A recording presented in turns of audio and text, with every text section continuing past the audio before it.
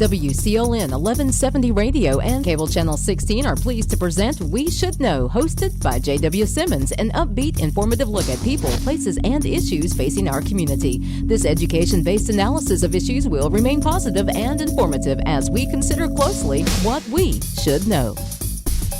Ladies and gentlemen, welcome back. Thanks for being with us today. We Should Know is on the air each and every Tuesday at 2:30. I'm your host, J.W. Simmons.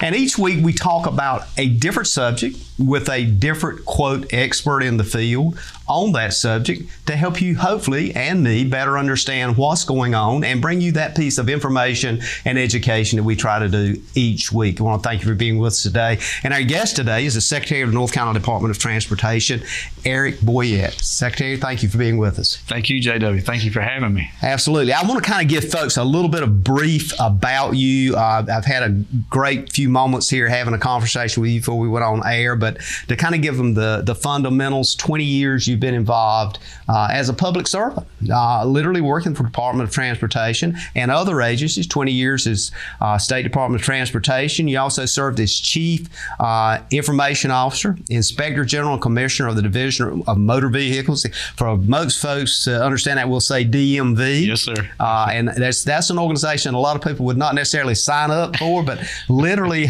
grew under your leadership and direction. A lot of things has happened with that. The other area that really interests me was the North Carolina Department of Information and Technology. Bringing that organization together, as I read, was quite a feat, because you really you didn't dismantle it because there was really nothing there. You had to organize it and bring all of these agencies together to be able to understand technology today and tomorrow. That was an interesting feat. You also chair the board, 911 board, yes, which also touches everybody in North Carolina. Yes, sir. But what we're going to talk about today, all of these other subjects we could spend 2 or 3 days on, but yes, sir. Yes, sir. What we're going to talk about today is the Department of Transportation, of which the governor tapped you for that back in 2020 as the secretary, as part of the governor's cabinet now. And you've got 9,000 plus employees. We're looking at a $3.96 billion budget for the state of North Carolina. In my introduction, I want to just kind of get that in to folks so they could understand particularly where you sit, what you look at, and you got a 16-member board. Yes, sir. That not only feeds you information. It's 20 now. 20 now. We've had a change in legislation. So that yes, board is a vital part. I guess my first question or observation, I won't call it a question, observation, when you look at where you are now and the journey you've made, do you feel like that you have been almost groomed to do what you're doing now? JW, that's a great question. I never thought about it that way, but I started out as a temporary employee with the agency, with the Department of Transportation, and I've worked in various roles throughout the agency. You listed, some of the leadership roles, but I've also done a lot of the lower level roles too that I think actually prepared me so that I understand the department. There's a lot of areas in our department, as you mentioned. You go from our roads. We've got global transport. We've got our ports. We've got ferries. We've got rail. We have aviation. We cover a lot of ground throughout our state in various ways. And I think my background has really helped me prepare. And I've had a lot of good leadership in front of me to prepare me. And that was one thing I was very fortunate to have is, I had great leadership. I had great supervisors. I had people that would allow me to grow when there was areas that, were new to the department or something that was changing. I always stepped up and said, hey, let me try that. And they were willing to let me do that. So I'm very fortunate to have that opportunity. And it's something that I talked to when we had some HBCU kids in recently, and we were talking to them, and I told them, I said, when you see opportunities, I said, grab them, take advantage of them. So yes, sir, I think it has really helped me to, be fortunate enough to be the secretary for our great employees that you mentioned in this transportation organization. You got 14 divisions in the state when it comes to highways. I want to start out with the the whole highway thing, because a lot of people have that on their mind. Right. But when I look at that, we've been fortunate. I had one of your division engineers, Division 3, Chad Kim's in, and of course Keith Eason, who is a District 2 guy here, Duplin and Sampson, and Caitlin Marks, who's a planning engineer. Also, I want to mention her name, and of course our county engineer for Sampson is Keith Jackson. Yeah. I've had, should I say, experiences with and talked with all of these folks. I just want to say how impressed I am with their capacity, capability, credentials, and the most important thing, their care and concern to be able to listen to and understand the needs of the public. Yes, sir. And that's one thing, that we make sure that all of our employees across all of our 14 divisions, especially on the highway side, we service the public. If you think about it, anytime there's storms, anytime that there's anything that's going on the roadways, it's our employees that are there. And our, especially our division engineers, they understand that, we need to make sure that we're setting a good example in our communities. And I did watch the show with Chad. It was very good, and Caitlin and Keith. And, to me, that's what, we're all about, our transportation organization. We need to understand what our citizens and our residents' needs are. And that's why we're here. We're here. We are public servants. And we need to make sure that we never forget that. And that's what we try to enforce on all of our employees, that we need to be there for our citizens, and they understand that we are always going to be there for them. Sometimes I look at the highways, and I think it's important to just kind of think about what history has taught us. And the roads we have now in the state may not be exactly like we want. We may have congestion, but there was a time back in the 1900s, and that's 1926 in that era, there was places that you go and you could actually get stuck in the middle of the road. Yes, sir.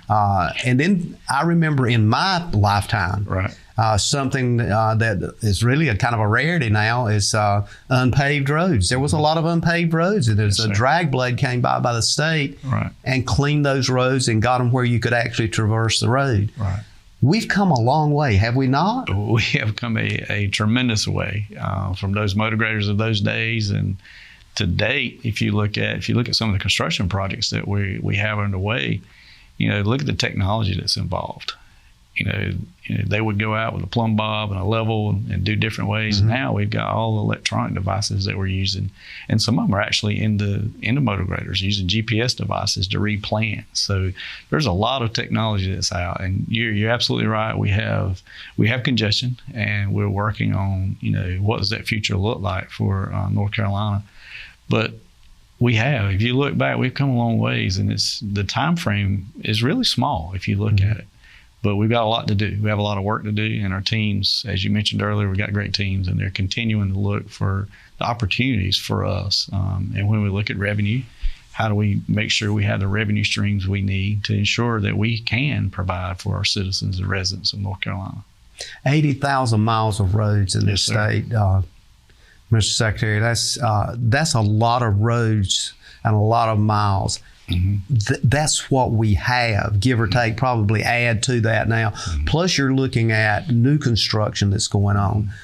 When you consider all those things, what's your sense of what the expectations are for the public? What are you, when your board meets and your folks give input and you're having dialogue, what are some of those things you're hearing that are expectations? You hit two good points. One, we have a very active board, very appreciative of our board members. They're involved in their communities, and they do bring back good information to our board meetings. I talk to each one of them frequently, and our residents want the best roads, and we want to provide the best roads.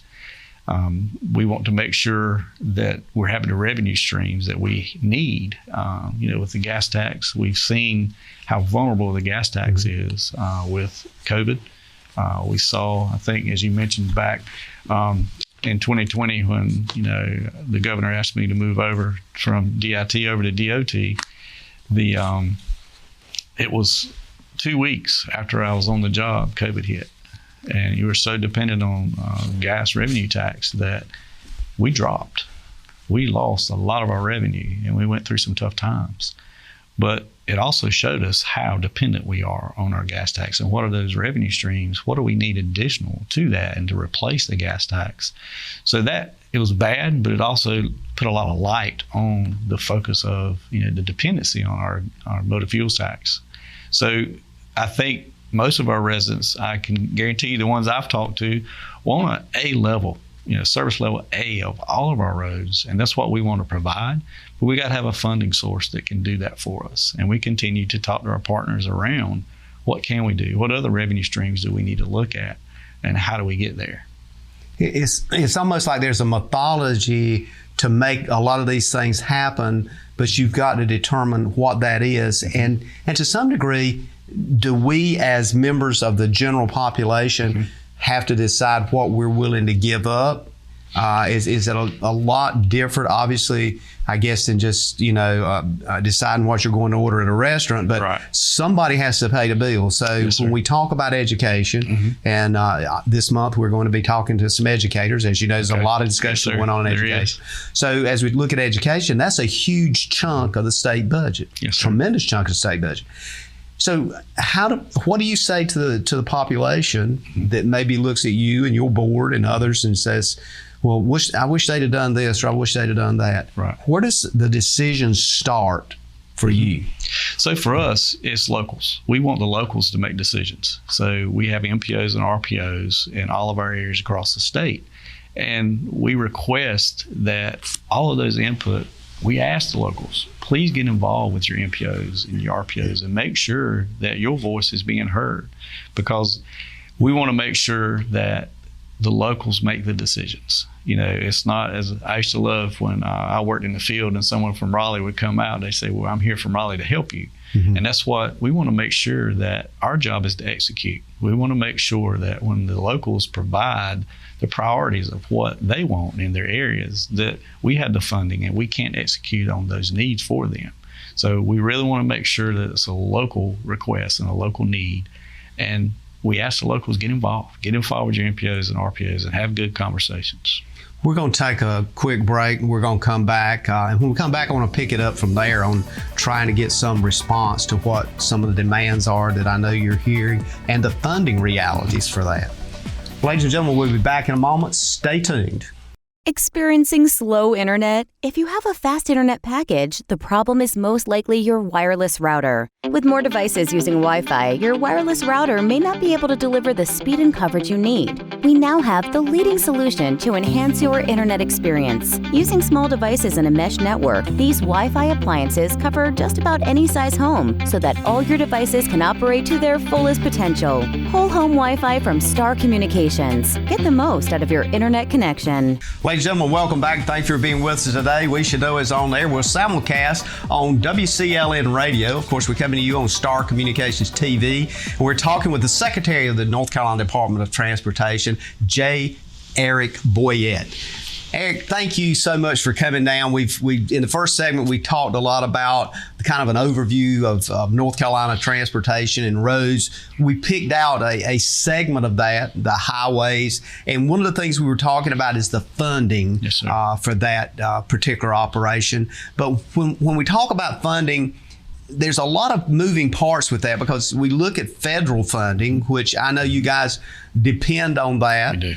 We look at what the state funds you for as it relates to roads.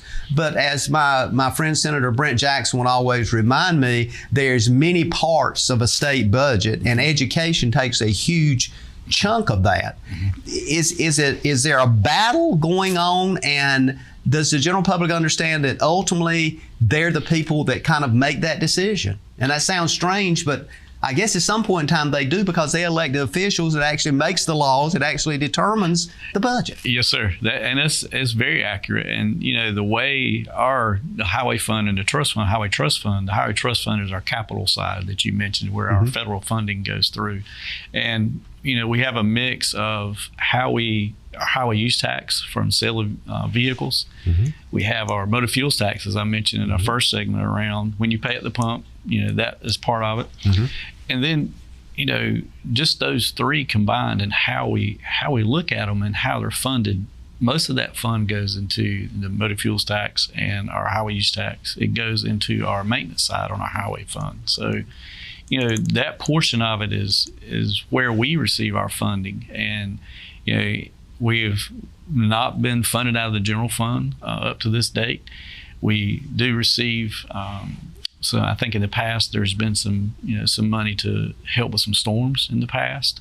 But on an average year, we don't receive any money from the general fund, and we pay for everything out of our highway use tax, our motor fuels tax, and on part of the federal part that we get. And as you mentioned, we talked about a little bit about that funding, but on the federal side, we're watching on the edge of our chairs about what is the new infrastructure package going to look like for us. They voted Wednesday to hopefully push that forward on the Senate side, and both of our, Senator Byrd and Senator Tillis were very supportive, and we know our other delegates on the House, and everyone's working together. So we hope to see that come through and add additional funding for Department of Transportation, that we can, further projects that we have on the books that right now we don't have revenue streams for. But you're right, it's a time where everyone's looking for all the dollars they can to do everything they can for their agency, for all of our citizens. So it's like that every year. I've been involved for over 25 years, and we know every year we've got to voice our, here's what we can do with those funds, and we make sure that we are in the front talking about how we can put people to work and how we actually can improve the road systems in North Carolina. When we think about it, I'm so glad you mentioned that, because I had a little check mark here. That $500+ billion fund, part of that budget would be $500+ billion that would go to roads and bridges throughout the country. When I look at the numbers, and you're a big analytics guy, when I look at those numbers and I start thinking, okay, now you got to divide that up amongst all the states. That's right. You got to look at how much each state may get. Is that even close to where we really need to be if we're going to make a giant step? No, sir. No, sir. It's just being realistic. It is. That's absolutely realistic. There's a formula for each state based on, what we do with our motor fuels. And we're actually a donor state right now, so we give more money back to the federal government than what we receive. So we really, it depends on that final dollar amount. But from what I've seen so far, don't get me wrong, we'll take anything and everything above what we currently get. But to get us to a level A and B service, we're going to need much more. Our NC First Commission that was formed to look at different ways for revenues. Very good group of people, very from policymakers to decision makers around. They met, they talked to other states, they went through best practices. What are some things we can do on revenue to help the transportation infrastructure of the future? Their last meeting was in January, and they provided us a report, and their report basically said over the next decade we're going to need $20 billion, and that's to keep moving forward on where we need to be in North Carolina. So that kind of gives you a threshold of where we need to be in our state to be able to move our projects forward and hopefully keep the congestion down and replace some of our bridges that are needed. But it's a big number, and we continue to provide support. We've got our delegation in North Carolina, I can't say enough, they reach out to our office frequently and ask for information around their area and our state in general. How can we help? So it's really good when you have support like that from our federal partners to be able to say, here's some facts, and we'll make sure we provide those to them. So, but we look forward to more conversations around the revenue side for us. Does it trouble you when you look at the analytics and you realize, and I know you do, you realize that we have a number of roads that need, quote, resurfacing, that the cost of what that resurfacing is maybe, I'm going to throw a number out, $100,000 to $200,000. Right. But if we don't do it, and we wait a year, 5 years, or 10 years, it's highly likely, number one, it's going to be more. Number two, there's going to be more work done. Absolutely.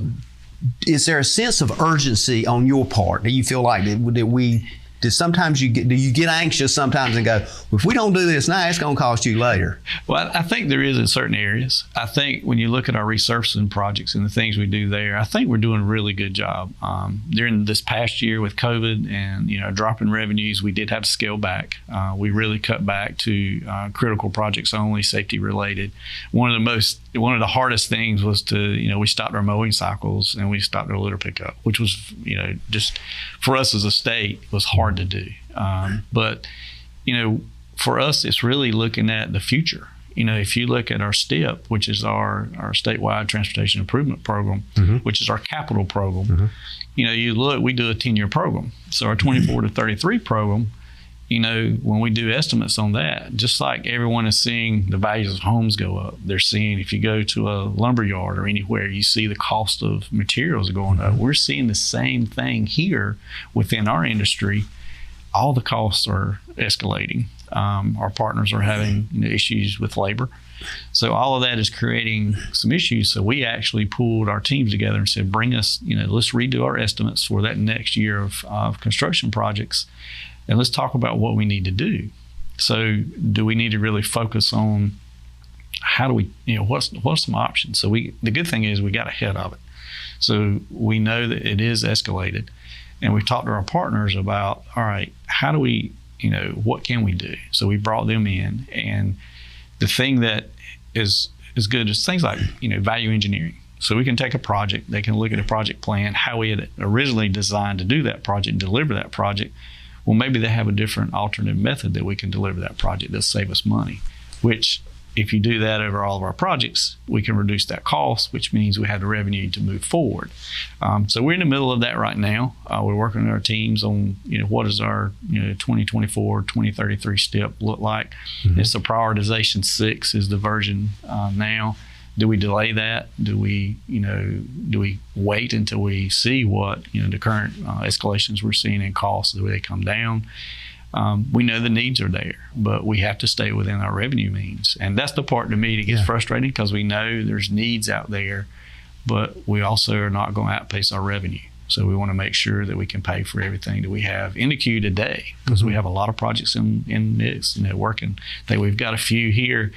You mentioned resurfacing. I know we've got some resurfacing on NC 903. I think we're building the bridge over the South River on US 13. I'm pulling these. I don't know them all, but I know a few of them. Yeah. And you've got some work on some advancement work being done on 24, I think. Absolutely. Yeah. So you've got a lot of projects in the area, but that's what we have on the books today. Yeah, and I think part of that too is, especially that 24 project, is part of that military movement project. The other thing that strikes me in this conversation too, as we talk about this, and just briefly, I want to touch on this, and we can go maybe to the next segment, but is this whole idea of carbon neutral and what that is going to do and what the impacts of that means. When we hear that, we think about solar energy, we think about nuclear, we think about no coal and energy, that kind of thing. But we don't realize that also reverberates to issues for roads, not only in the tax part of it, because you generate so much money from fuel tax. Yes, if that goes away, that's going to devastate the whole process for DOT, I would think. You're right. And that was one of the recommendations from the NC First Commission, is looking at, there's several methods and a lot of different options, but one of the methodologies that they mentioned was a vehicle miles traveled. So instead of paying at the pump, you pay per mile. So everyone that uses our roadway system pays their fair share. So that was another option there. So it was interesting on how that works and the opportunities around. So there's a lot of different options on the table, but we're continuing to work with our partners, talk to our partners about what's best for North Carolina. How do we continue to fund transportation at the levels it needs to be funded? And I think part of it too is this whole idea of everybody paying, quote, their fair share. You alluded to that in that if you look at it from how many miles you are on the road and that kind of thing, that would equate to that. So I think that's probably an important piece. And I'd like to kind of explore some of those issues when we come back from this break, is look at how do you look at it from your seat and from the board that you look at, and what are you getting feedback from the board as to how we approach that from a, quote, fair funding formula. Ladies and gentlemen, we'll be back in a moment. Stay tuned. We're talking with the Secretary of the North Carolina Department of Transportation, J. Eric Boyette. Call a friend. Stay tuned. This is the kind of information that you need to know. At home or away, knowing who is at your door is priceless. Star Communications is here to help with its doorbell security camera by Skybell. Live viewing and two-way audio equips you with the ability to always see and greet anyone that shows up at your door. If this is the kind of confidence you are looking for, call Star Communications today at 1-800-706-6538 to learn more about this intelligent security that you can always depend on. We're talking with Secretary of North Carolina Department of Transportation, J. Eric Boyette. Eric, thank you for being with us today and taking time to just kind of sit down and talk to the folks about what's going on from your seat in oversight of the state as a member of the governor's cabinet, 19-member board of transportation. I think it's 20 now. Yes, as serves as a governing body, and you also assist in many of the decision-making and approval allocation fund projects for the state. This thing that we call transportation becomes critical when you look at where we are in this movement forward. And ultimately, here in this third segment of the show, I want to kind of follow up that thought process for the funding piece of DOT. It is true that we're looking at moving to more of a carbon-free environment. We're looking at ways that typically you guys have been funded, which is so much per gallon of gas. You would get an X number of dollars from there, which, by the way, statistics are telling us that probably we're one of the highest taxed on gasoline in about 3 or 4 states here. So that said, if that starts going away, that 3.960 we looked at for 2021 budget is going to also start going away. Yes, sir. What do we do to transition that as we look at sustaining and maintaining our roads? So I think, first, I mentioned NC First Commission in the previous segment. That was one of the first things that the department did, is to formalize, some of the thought leaders in our state. And they produced a report. We've also been in, constant contact with our chairs of transportation oversight, both from the Senate and the House. And they're very engaged. They've brought together, partners to talk about additional revenue. What can we change? What are some different streams that we may have now? Do we need to alter those? There are some streams you're not tapped into. We mentioned a little bit about vehicle miles traveled. Yep. It's another option. That's one that I think we have a few states, Colorado and Utah, who have looked at it in a pilot situation to see, how can they get started? What does that look like? So I think, the thing for us is there's so many options, and there's a lot of different options on the table. Do we need to narrow it down, or do we take a little bit from each of those options and try to figure out a way to increase fees in a different way, so it's not one has to take the total cost of all of that replacement of the gas tax. Because when you think about VMT is going to help replace the gas tax, but we also need to look to the future. It won't help us with additional revenue that we're going to need. As I mentioned, that $20 billion over 10 years. So that's what we really have to do. And the good news is we've got good partners that are working together with us because they see it too. They know that their industry can't survive without a good transportation infrastructure and network, and then we can't provide the services that are needed for our citizens and our residents. So we always have to work together. It's one thing that for me, it's been something throughout my career, is the partnerships, is to make sure that we're being open and talking to each of our partners about what the future holds and how do we work together to make all of us successful. When I think about transportation and think about some of the responsibilities that you have in oversight, it comes to mind that these are critical issues because you're kind of caught between the amount of dollars that's available and the expectation of the public, and to some degree, that expectation gets kind of skewed because you're really, it just seems to me that although you would like to be able to say, well, look, here's what you can expect and here's what I can supply, you're not the one really setting that expectation. Yes. There's people outside your purview that's doing that. Yeah. Is that a burden for you in a way? I would say it's not a burden. I think it's a challenge. I think for us, we need to do, us as in our transportation unit, we are trying to do a better job of talking about, the things that it's hard. It's a hard topic to talk about when you say, over near about $4 billion, agency, people see that and go, well, why do they need more money?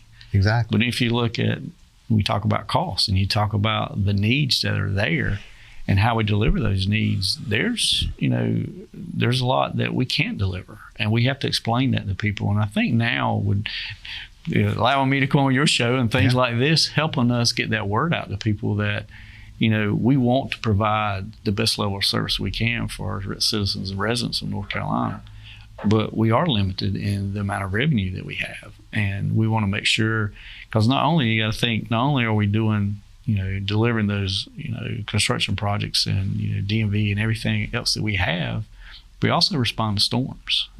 So there's, unprecedented number of storms that we've had.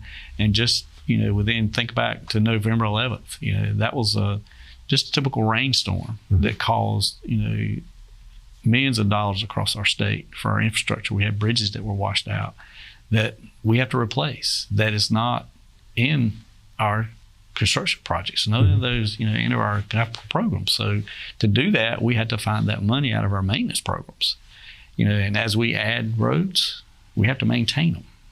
So that's the other part of the puzzle that, we don't talk about a lot, but it's great to have, new expressways, new freeways, resurfaced roads are part of that program on the maintenance side that we've got to continue to have to keep our level of service for the new roads up and running. So as we add roads, we've got to look at how do we increase our maintenance dollars to continue to match.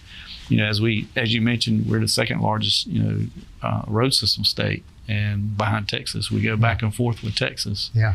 And, we really need to look at, as we add, construction and we add new facilities, we've got to add maintenance dollars to be able to continue to update and maintain those projects. That becomes an interesting point you just made with the hurricanes and so forth. One of the things I hear, and I've talked to your engineers about this, so I know you're hearing engineers right on the roads. Yes, sir. But it was always brought to my attention that maintenance of the roads is critical when it comes to preventing some of the overflow in farmland and those kinds of things, as it relates to ditches being cleaned out, as it relates to roads being swamped with too much water, and then where there are cracks in the road, then the road gets completely annihilated. Where does DOT's responsibility, or is there any responsibility in ensuring that streams are cleaned, that ditches are cleaned out, and that kind of thing? Is that something that going forward that there will be a relook at? And I guess I'm thinking about history. I'm tying history with present, but thinking about history, that was a normal thing you would see with these drag blades come by, and they would clean the ditches out at least once or twice a year. And farmers, we didn't think anything about it, but it would roll up this chunk of dirt on the side of the road, and the ditches were clean. And when it rained, the water ran down the ditch, went to the creek, and the creek took it out. That's right. And farmers are saying, well, that's not working. That's not happening now. Talk to us about that from where you see it. I mean, I've talked to you engineers about it, but I just thought I'd get your perspective. And I think, I hope they told you the same thing, but it's really, it comes down to priorities with the funding. Absolutely. So we have to look at, we have X number of dollars. We've got to continue to maintain the road system that we have. And part of that can be, shoulder maintenance. It can be striping. Striping is one of the things we hear a lot from our citizens about. Heavy rain pours, reflectivity from that paint. If it's aged, there's an issue. So they're the things that have to compete with those maintenance dollars that we have to make. Those engineers have to make the right decisions in their areas, and we have to trust them to do that. And also, one of the things that I want to point out is sometimes we may not know. So if a citizen will make the phone call to their county office and tell them, hey, I'm not sure if you're aware, maybe a sight distance issue. There's a lot of things like that we do have a lot of employees that are out and about every day, but a lot of times they're focused because they got their task to do and they may miss that. So Absolutely. It's always helpful for the citizens to let us know. Absolutely. Otherwise, we may miss it. That's such a great point. I'm so glad you brought that up, because I've had, and again, I'm going to say something. I guarantee you I'm going to get some emails and phone calls and stopped at the market and everything else. But I've had very positive results when I would reach out to our district or our county engineer. Sure. Or I would reach out to, sometimes I don't bother him because I know he's busy. I'll just call and leave a message, and usually they're pretty much on it, and I'm not asking, for roads to be repaved, but if I see a problem somewhere, notify DOT early on. And I think that's an important message. Don't call your neighbor and complain about it. Let the folks know at the office, whether it's in Sampson County or Cherokee or wherever it may be. Doesn't matter. You should get the same response across the state. And there are times where I know in the past we've had financial issues and we've had to delay some things, but I think we're at a point now where we're making, I know we're better financially, we're more financially stable than we were, but we're moving to where we can pick up on some of those items, like I mentioned, litter and mowing, roadside mowing. So all of those items are starting. You'll see more and more of that as we continue to grow with our financial stability. And, our teams are feeling more comfortable around completing that work because they feel comfortable that we are in the financial stability is where, where we are today and where we continue to be going forward.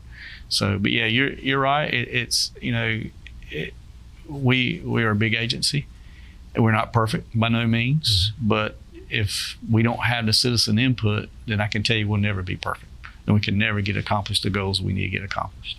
Absolutely, and I think with you being here today and being willing to sit down and have a conversation with us, is his old saying goes, "Come where the folks are," yes, sir. And have that conversation means a lot to the folks, not only in our community, but literally helping them understand. I've actually thought about before doing a regular quarterly thing on DOT and just coming in and talking about some of the key issues and areas. But for us here in this county and the counties that listen to us surrounding, you hit something right on point a while ago that's critical to us, and that is hurricanes, and that's flooding, and that's the kinds of things that literally put people in positions that, number one, they can't get out of their homes. They can't get back to their homes, and so we share that with folks on the coast. So we're going to come back from our this break and cover some more issues in our final segment. Ladies and gentlemen, thank you for being with us. Got one more segment coming up. We're talking to the Secretary of North Carolina Department of Transportation.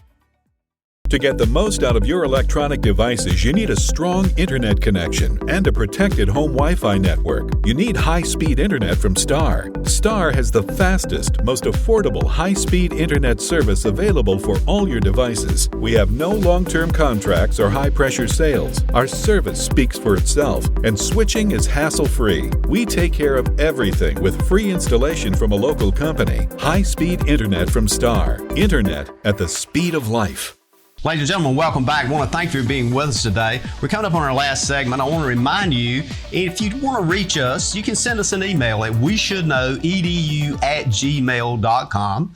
For those folks that like to drop us a note occasionally or send us a postcard, or sometimes I get a letter from people telling me about what they think about a show we've had or suggestion about an upcoming show, you can just send that to Post Office Box 1482, Clinton, North Carolina. If you're from this area, you can send it to Clinton, North Carolina, spelled the same way, 28328. Also, I want to remind you that each and every week we come to you at 2:30. This show is also one that a lot of folks ask me about. How do you do that? Well, the show is done in a TV studio. It is simulcast, which simply means it's aired on WCLN radio, same time at 2:30 each Tuesday, except there is a replay on Star Communications Channel 16 at 7 p.m. Tuesday, Thursday.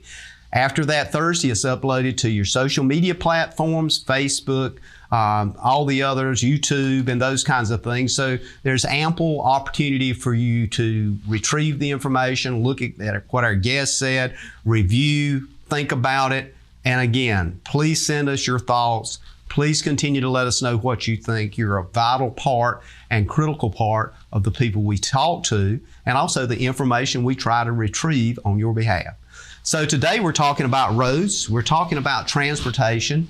There's so many pieces of this, Secretary Boyette, that is critical. I just went down the list on break. You and I were talking off air. And when I look at these divisions, we're looking at aviation, bicycle, and pedestrian, which is a huge piece, by the way. DMV, Department of Motor Vehicles falls under that. Wow, great success with that. The ferries in the state, if you go to the beach, you go from one Bear Island to the other, you're liable to get something that the NCDOT is operating. The Global Transport over in Kinston, which is not far from us, huge deal. It's really continues to grow gradually. A lot of folks probably don't realize that. We've talked about highways, the ports, Wilmington, Morehead City, 2 key ports for our state. A lot of the farmers in this area not only depend on roads, but they depend on those ports. I had some folks on some years ago from the port to talk about the importance of dredging that port in Wilmington and making it deeper. You know a lot about that. Public transportation, which is a big piece.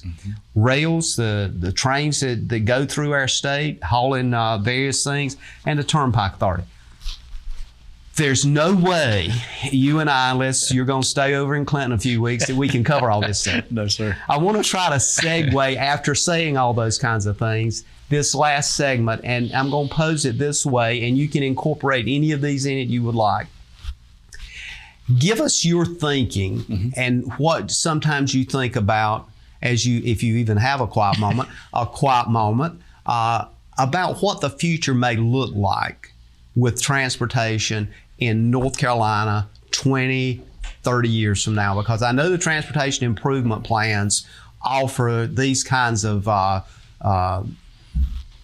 visionary ideas of what it might look like. But tell us what the guy that sits in the seat that you're in thinks about when he sees North Carolina 20, 30 years down the road. Wow, that's a huge Is that question. broad enough? Yeah, that's very broad. Yeah. It varies. I think if you look at as you mentioned, all the different units we have within our agency, one of the things that I would love to see broaden in North Carolina is passenger rail, because I think that would help us with our congestion problem. But if you look at autonomous vehicles, we've had air taxi discussions internally within our staff. Do we look at helipods versus building more construction of roads? There's so many different opportunities that I see coming forward with technology.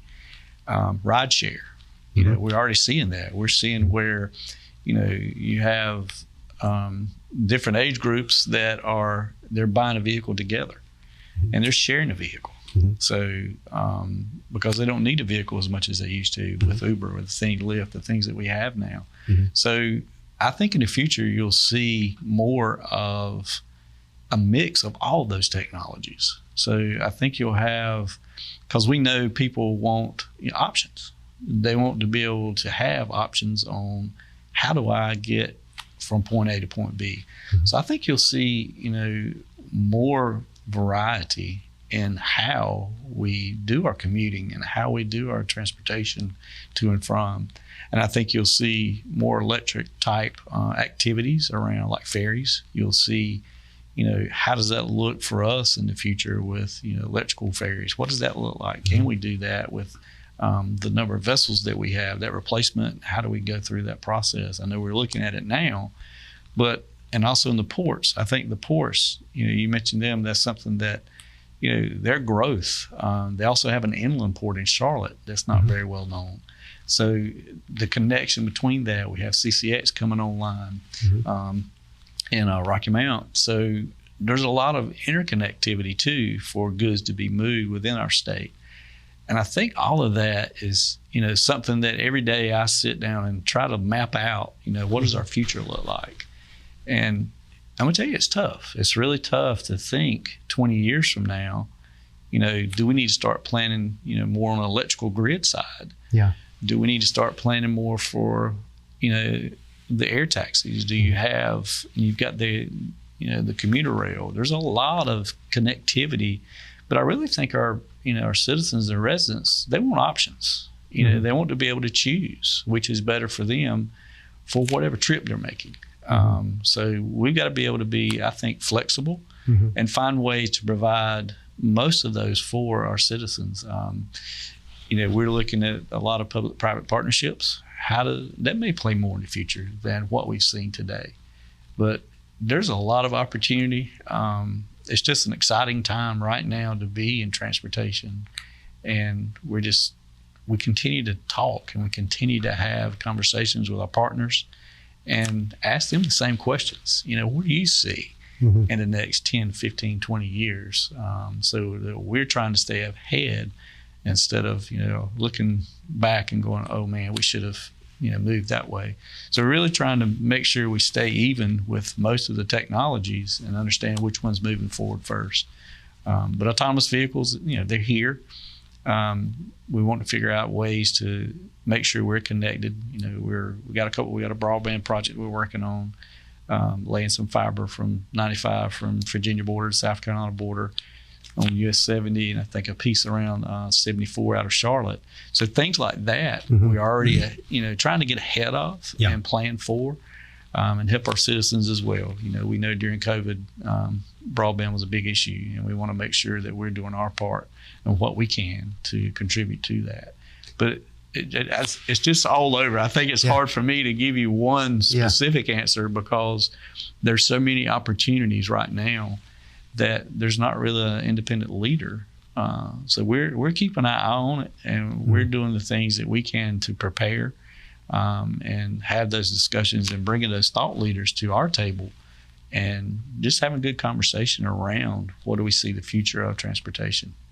I've asked this question, you might expect, I've asked this question to some other folks, and some of the things that comes up is like parking drives on our interstates where folks that live in rural areas, say particularly it's 50 to 60 miles from a place like Raleigh, may be able to pull up to that interstate, exit their vehicle, get into a rail, as you mentioned, or some kind of format that literally takes them to Raleigh. From Raleigh, they get on their inner Beltline transit, go anywhere they want to go, and they never have to leave over 8-10 miles from their home with a motor vehicle, which sounds kind of like Star Wars-ish, but it's actually real. That capacity is there. It is. If we just want to build it. It is. And we've had, the last summit, we have a transportation summit, and in 2020 we had the first, takeoff of an air taxi. Absolutely. So they're the things that, do you have a helipod, to your point, do you have that and you fly in? Absolutely. And you take a commuter rail? Do you do a microtransit? Do you get on a little small device that you pay and then you ride in like on a little scooter? Exactly. So there's so many different options and I think that's one of the things that I've seen from, the next generation is they want those options. I don't know that they really want the overhead of ownership of a vehicle. That's one thing. And costs. Yes, absolutely. Tremendous cost.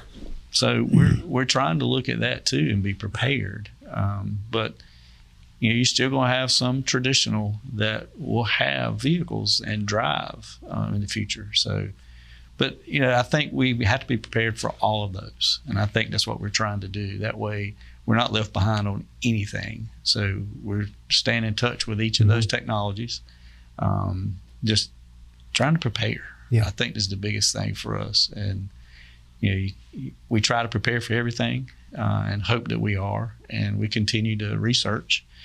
We have a great partnership with NC State, with ITRI, with some of the research labs there, and just continue to have good conversations with our thought leaders around the country.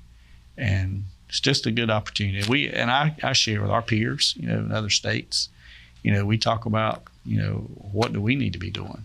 You look at, when you talk about autonomous vehicles, we're seeing that our truck traffic is leading that effort. So if you look at the trucking industry, they may be the leaders. So we may need to make sure that we're in constant communication with them on what are they seeing.